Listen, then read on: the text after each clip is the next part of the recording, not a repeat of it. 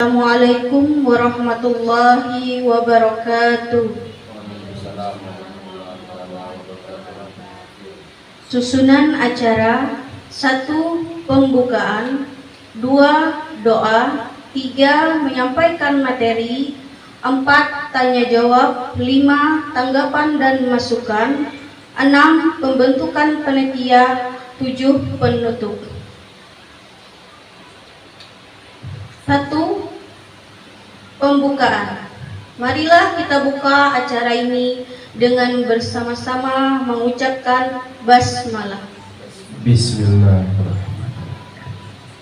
Yang kedua, doa yang akan dipimpin oleh Bapak Ada Rifki, SPDI, dipersilahkan. Allahumma salli ala Sayyidina Muhammadin fil awwalin, Allahumma salli wa sallim ala Sayyidina Muhammadin fil akhirin. Wassalamu radhiyallahu tabaraka wa ta'ala an sadatina sabi rasulillahi ajma'in. Amin amin amin ya rabbal alamin. Bismillahirrahmanirrahim.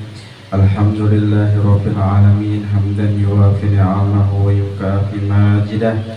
Ya Rabbana lakal hamdu wa lakal syukru kama yanbaghi lizzalali wajhika wa azimil karim wa azimi sultani. Allahumma salli wa sallim ala Sayyidina Muhammad wa ala ali Sayyidina Muhammad salatan tunjina biha min jami'il ahwali wal afat wa taqdilana biha jami'al hajat wa tutahhiruna biha min jami'is sayyi'at wa tarfa'una biha indaka 'ala darajat wa tuballighuna biha aqsal ghayati min jami'il khairati fil hayati wa ba'dal mamati innahu sami'un qaribun mujibud da'wat wa ya qadiyal hajat. Allahumma inna nas'aluka salamatan fid dini wad dunya wal akhirah wa afiatan fil jasadi wa sihhatan fil badani wa ziyadatan fil ilmi wa barakatan fil rizqi wa taubatan qablal maut wa rahmatan 'indal maut wa maghfiratan ba'dal maut. Allahumma hawwin 'alaina fi sakaratil maut wan najata minan nari wal 'afwa 'indal hisab. Rabbana atina fid dunya hasanah wa fil akhirati hasanah wa qina adzabannar. Subhana rabbika rabbil izzati amma yasifun wa salamun 'alal mursalin walhamdulillahi rabbil alamin. Selanjutnya, penyampaian materi sosialisasi rencana tindak lanjut oleh Muhammad Husin, SPDI, dipersilakan.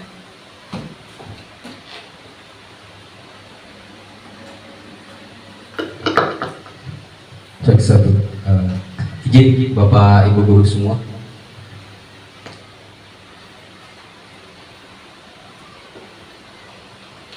Sebelum saya memaparkan rencana tindak lanjut saya ini, terlebih dahulu saya ucapkan Assalamualaikum warahmatullahi taala wabarakatuh.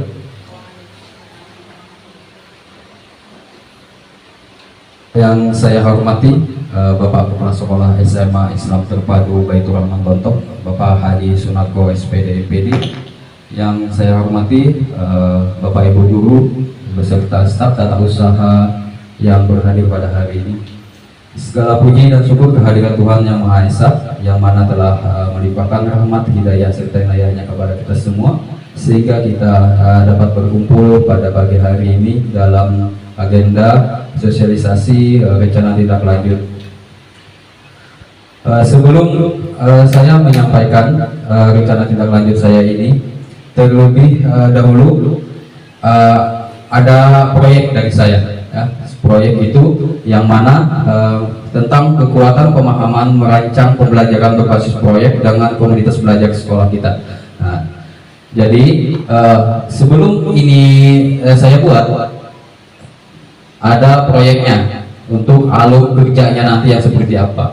Sama dengan pembelajaran kita yang sudah kita kerjakan 2 tahun pendirian sekolah kita, yaitu ada program kita yaitu program tausiah, terus ada tadarus rutin setiap pagi dan sholat duha, yang mana program kita itu sudah berlanjut dari tahun kedua sekolah kita berdiri sampai sekarang.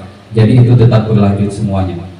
Nah, di sini saya akan mengenalkan diri saya, yaitu saya sebagai peserta diseminasi PKG PJOK gelombang kedua kelas 1 atletik tahun 2024 Kabupaten Bogor Selatan. Judul dari program yang saya ambil ya, ini adalah berjudulkan Berkawan dengan Sehat, Bergerak untuk Bugar. Nah, ini adalah judulnya yang saya pilih, yang saya buat dari proyek saya. Nah, jadi saya mengambil judul Berkawan dengan Sehat, Bergerak untuk Bugar.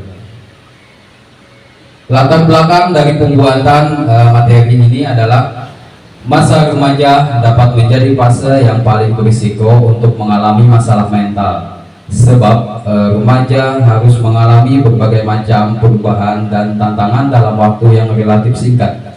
Hal ini juga terjadi saat otak remaja masih terus berkembang. Ada banyak potensi dari setiap peserta didik yang harus digali untuk mengetahui bakat dan minat yang dimiliki oleh setiap peserta didik untuk bekal mereka agar dapat mengetahui potensi dari mereka.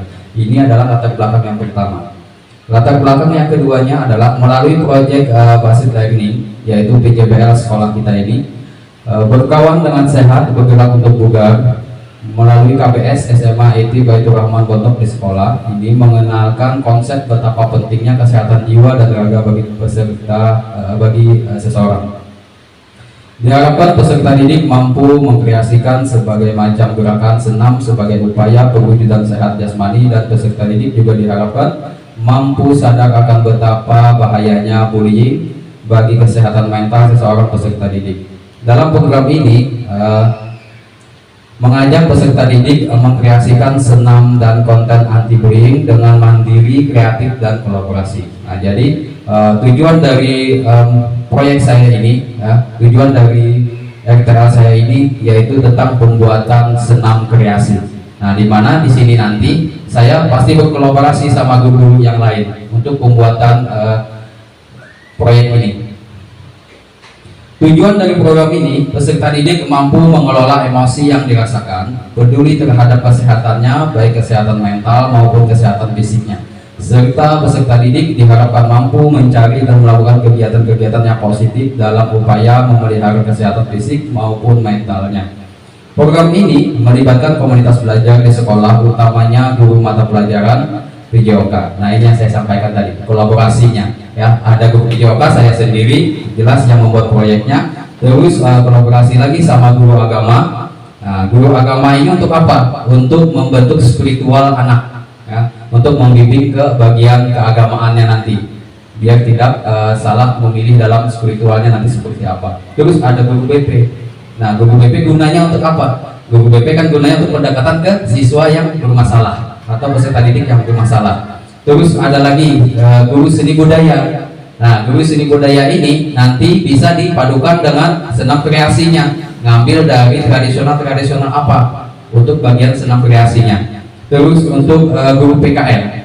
Nah, guru PKN kita mengambil bagian profil Pancasilanya, ya, untuk menanamkan rasa nasionalisme pada diri anak tentang cinta tanah air kita itu seperti apa. Makanya guru PKN yang membimbingnya. Makanya kolaborasi ini diharapkan mampu membantu pencapaian tujuan yang diharapkan, yaitu peserta didik mampu berkembang secara mental, sosial, dan juga secara fisiknya.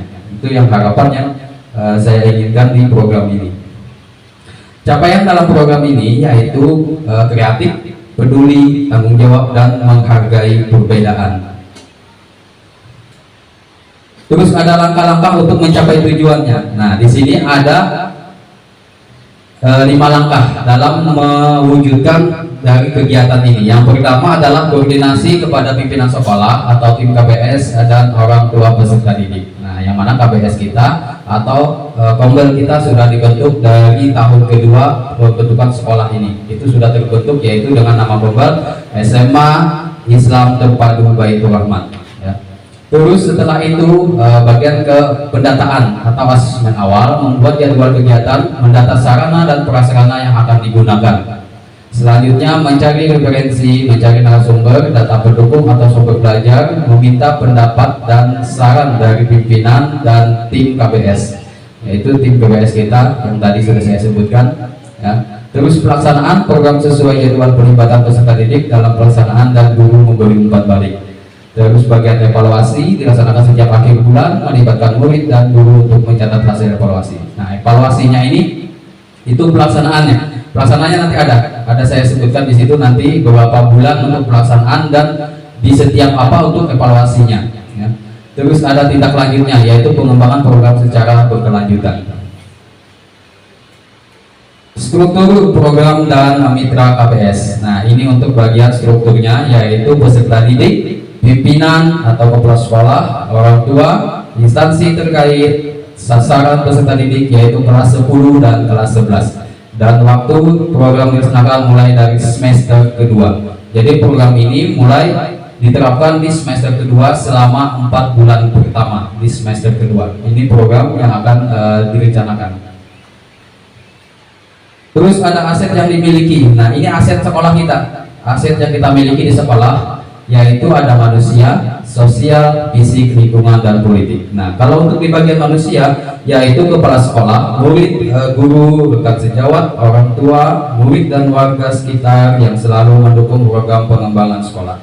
Ini adalah aset dari sekolah kita. Terus bagian sosialnya yaitu lingkungan sekitar yang saling mendukung serta kerjasama dengan instansi terkait dalam pelaksanaan program. Terus ada bagian fisik, sarana dan prasarana sekolah yang mendukung pelaksanaan program.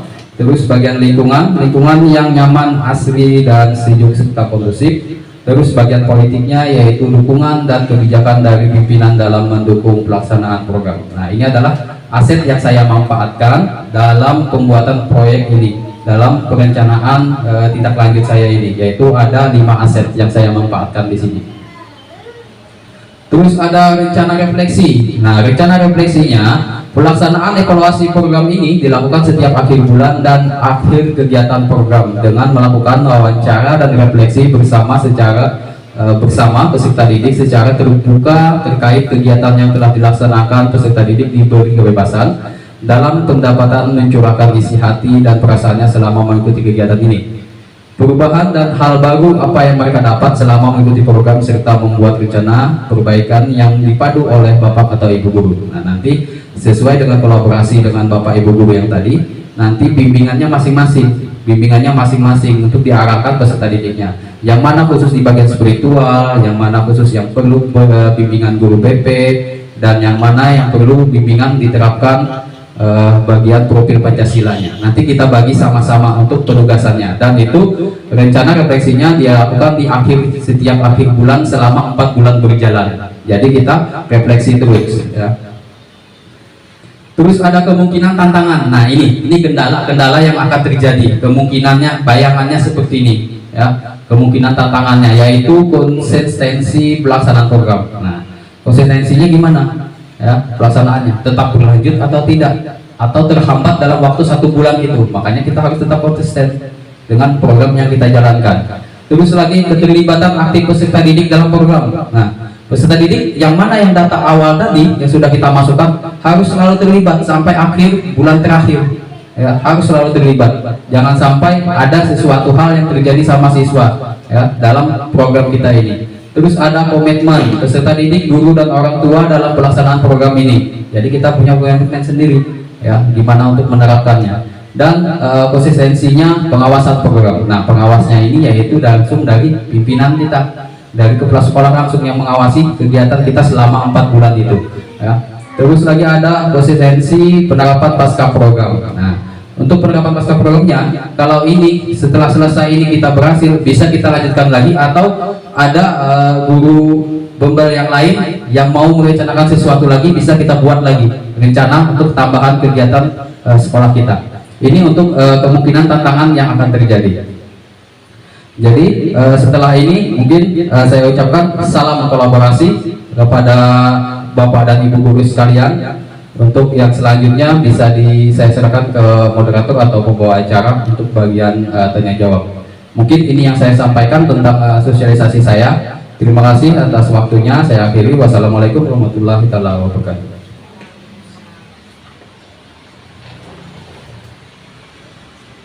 Sesi berikutnya yaitu tanya jawab. Dipersilakan yang ingin bertanya. Ya, silakan Bapak Jainal. Terima kasih atas kesempatan. Ya, terima kasih atas kesempatan yang sudah diberikan. Di sini saya langsung saja mau menanyakan, apakah rencana tindak lanjut atau pembelajaran berbasis proyek yang sudah dirancang ini tadi, apakah sudah termasuk di dalam intrakurikuler, ekstrakurikuler atau T5 yang ada di sekolah kita? Itu saja. Terima kasih. Ya, terima kasih atas pertanyaan yang diberikan oleh Bapak Jainal SPD.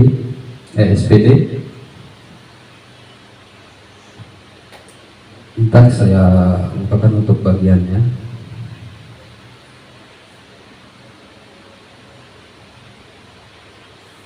Sesuai dengan pertanyaannya, untuk bagian proyek ini termasuk ke dalam kurikuler, ya, masuk ke dalam bagian kurikuler.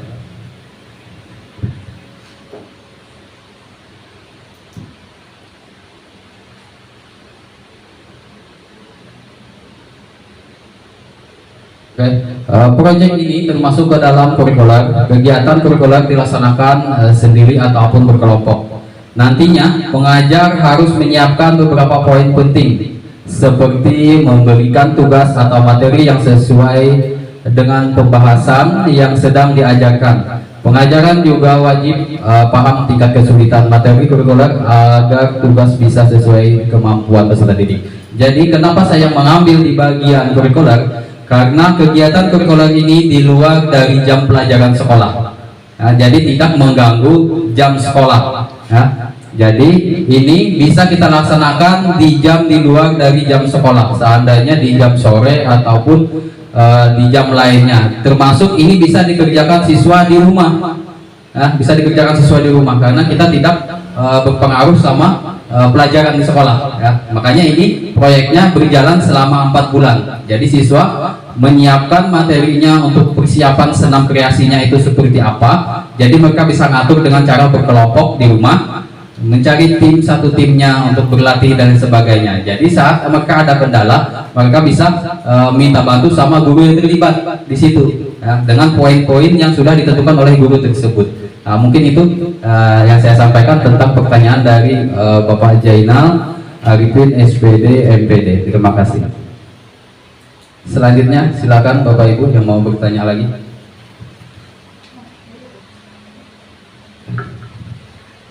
Assalamualaikum warahmatullahi wabarakatuh. Seperti yang dijelaskan tadi bahwa pembelajaran yang dirancang adalah pembelajaran yang berbasis proyek, gitu. Nah, kira-kira apa saja manfaat dari pembuatan proyek ini, khususnya untuk peserta didik? Mungkin itu saja yang ingin saya tanyakan. Terima kasih. Iya, terima kasih kepada Ibu Elva Ma'rifah MPD. Ya, pertanyaan yang bagus untuk Ibu. Manfaatnya, ya, manfaat dari proyek ini untuk apa? Oke.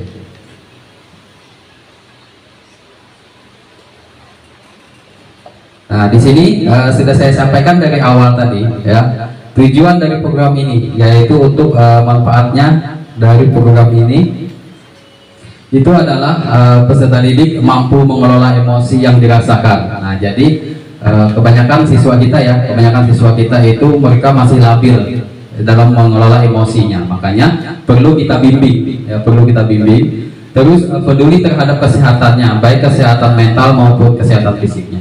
Jadi seandainya siswa kita itu bermasalah, baik itu di lingkungannya ataupun karena faktor keluarga, biasanya terganggu nggak di saat pembelajaran, saat siswa bermasalah seperti itu, ya kan? Jelas terganggu mentalnya, terus konsentrasinya bagaimana. Nah, makanya kita perlu melakukan hal program seperti ini, yaitu peduli terhadap kesehatannya, baik kesehatan mental maupun kesehatan fisiknya. Serta peserta didik diharapkan mampu mencari dan melakukan kegiatan-kegiatan positif dalam upaya memelihara kesehatan fisik maupun mentalnya. Nah, kalau saya di sini, saya kalau menemukan peserta didik yang seperti itu, saya arahkan ke hal yang positif dengan cara mengolah fisik, dengan cara mengolah fisik untuk mengalihkan pikiran saat mereka yang lagi tidak konsentrasi atau yang saat pola pikirnya labil, ya. Karena kebanyakan faktor dari peserta didik mungkin dari lingkungan ataupun dari keluarga, ya. Nah, jadi makanya di program ini saya melibatkan komunitas belajar sekolah, utamanya guru mata pelajaran agama, BP, seni budaya, dan PKN tadi. Nah, itu adalah manfaat dari tujuan program ini, ya, program ini untuk melakukan pembinaan kepada siswa. Seandainya mereka bermasalah dalam sholatnya ataupun gimana, makanya guru agama yang melakukan bimbingan spiritualnya itu seperti apa. Ya, guru agama yang melakukan bimbingannya. Terus nanti kalau ada lagi peserta didik yang bermasalah nih, ya bukan karena faktor lingkungan ataupun karena masalah lain atau bikin tawuran, keributan dan sebagainya, maka itu dialihkan ke bagian guru BP untuk yang membimbingnya. Nah, kalau untuk seni budaya, seperti yang saya sampaikan tadi, guru ibu seni budaya akan membantu saya di bagian pembuatan senam kreasinya. Nanti di bagian tradisional kah atau bagian apa untuk dipadukan dengan senam kreasinya. Nah, itu untuk bagian seni budaya. Kalau untuk guru PKN, ya itu tadi untuk membuat cinta tanah air mereka dan menanamkan rasa nasionalismenya terhadap Indonesia kita, yaitu cinta tanah air. Nah, itu mungkin itu manfaat yang akan dimanfaatkan oleh peserta didik, yaitu dengan bisa mengontrol emosi yang akan terjadi dalam dirinya saat dia bermasalah atau tidak bermasalah. Maka dengan bimbingan-bimbingan tadi kita tahu kondisi anak ini seperti apa perkembangannya dari awal sampai kita bina sampai selesai di 4 bulan terakhir, maka akan terbentuk fisik dan mentalnya seperti apa. Mungkin itu yang saya sampaikan.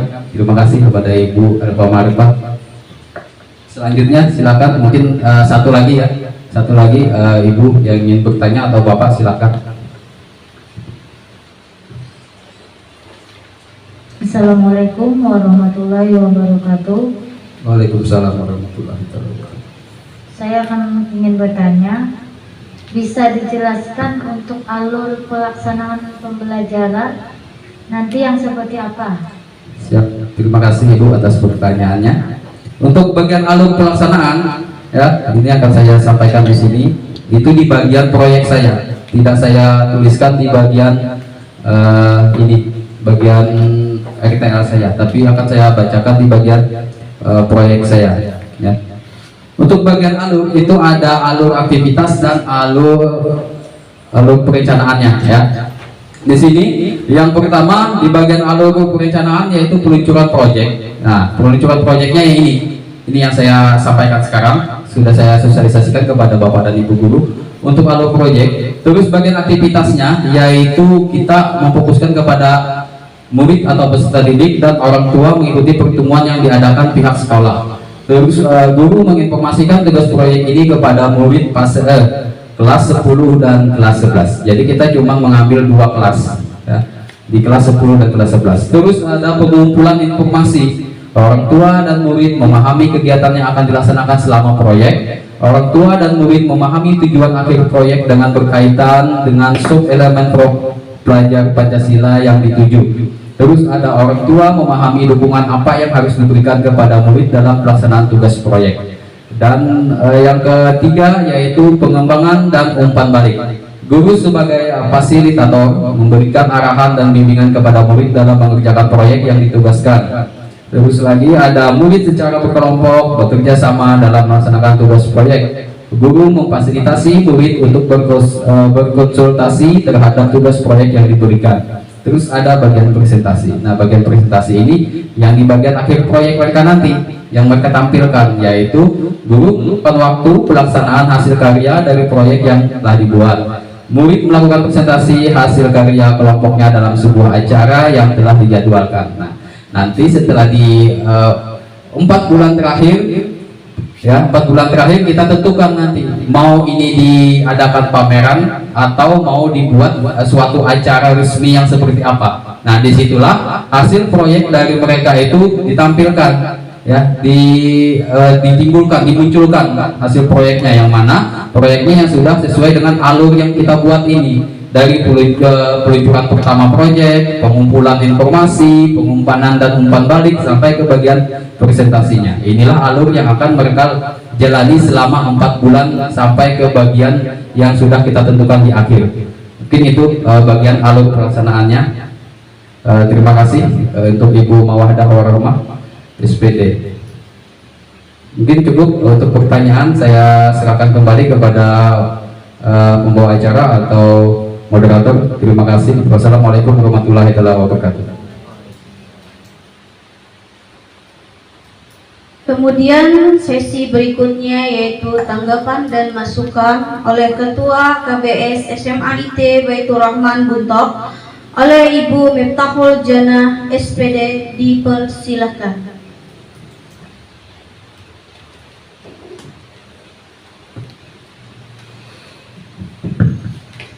Assalamualaikum warahmatullahi wabarakatuh. Saya ke depan Kak Fauzi atau sini? Ya, saya ke depan.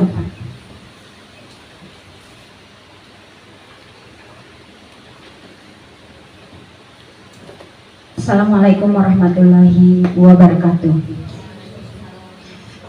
Untuk kegiatan ini saya ingin pertama-tama ingin memberi apresiasi yang luar biasa untuk Bapak Muhammad Hussein atas tadi beberapa materi yang disampaikan untuk kegiatan diseminasi PKG PJOK dalam rangka RTL, yaitu rencana tindak lanjut, yang mana saya lihat tadi beberapa materi ini sangat bermanfaat sekali untuk sekolah kita. Dan juga di diseminasi RTL ini, rencana tindak lanjutnya tadi saya baca temanya berkawan dengan sehat, bergerak untuk bugar, gitu ya Pak ya. Saya ingin kegiatan materi yang disampaikan Bapak Muhammad Husin, programnya, kegiatannya bisa berlanjut di sekolah kita yang akan direncanakan di semester genap setelah di bulan, berarti kita memasuki di bulan Januari nanti, yang mana semua ini tidak akan terjadi, tidak akan terlaksana kalau tidak ada dukungan Bapak Ibu guru semua beserta Bapak Kepala Sekolah.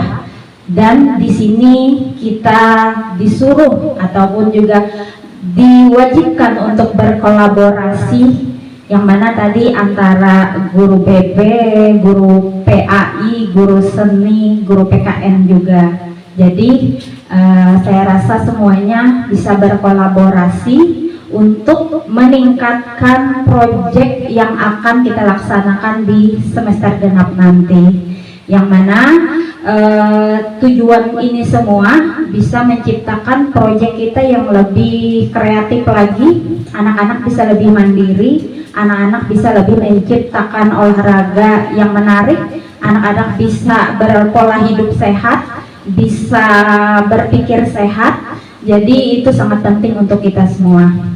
Jadi harapan saya, yang pertama tadi kolaborasi itu penting, yang kedua gunakan aset yang ada di sekolah kita, lingkungan kita, ya, lingkungan yang ada, sosial kita yang ada, manfaatkan juga yang mana politik yang kita punya, dan tadi manfaat sosial yang kita punya untuk meningkatkan kegiatan rencana tindak lanjut pada nanti di semester depan, yang mana saya sebagai kepala komunitas belajar SMA IT ingin menyampaikan sekali lagi, selain berterima kasih kepada Bapak Muhammad Husin, semoga program ini bisa terlaksana, bisa konsisten, karena kalau mau konsisten, mau tercapai, semua harus terlibat dan juga semua harus mendukung.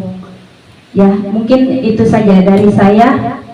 Wassalamualaikum warahmatullahi wabarakatuh.